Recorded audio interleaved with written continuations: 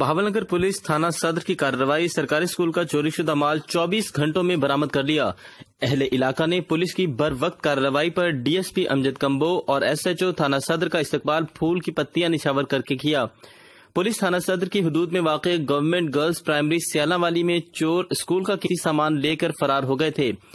D P او بہاول نگر امارہ اطہر کی خصوصی ہدایت پر ڈی ایس پی صدر بہاول نگر امجد جاوید کی سربراہی میں ایس ایچ او صدر بہاول نگر سیف اللہ اور تاج شاہین اے ایس آئی نے گورنمنٹ گرلز پرائمری اسکول سیالہ والی میں ہونے والی چوری کی واردات کو نہ صرف 24 گھنٹوں میں ٹریس کیا بلکہ ملزمان گرفتار کر کے مال مسروقہ بھی برآمد کیا۔ آپ سے گزارش یہ ہے کہ یہ جو ادارہ ہے دنیا کے اندر کسی قوم نے تعلیم کے بغیر ترقی نہیں کی۔ یہ آپ کی بچیاں ہیں جو جہاں پڑھ رہی ہیں، میں چاہوں گا آئی وش کہ آپ لوگ اس کے اوپر انویسٹ کریں، اپنے اس ادارے کو مضبوط کریں، اس کو اسٹرانگ کریں، اس کی ویلفیئر کو سوچیں۔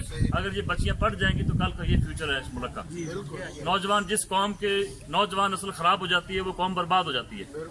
تو ہم نے اپنی نوجوان نسل کو پروموٹ کرنا ہے، ان کا ایجوکیشن کی طرف لے کے جانا ہے۔ تو اس ادارے کا خیال کیا کریں، اس کی سیفٹی کا خیال کیا کریں اور اس کے ساتھ مل کے چلیں اس کو، تاکہ اور اسکول سٹاف اور طالبات نے پولیس ٹیم کو پھولوں کے ہار پہنائے اور پھول پتیاں نچھاور کیں اور پولیس کی بر وقت کارروائی کو سراہا۔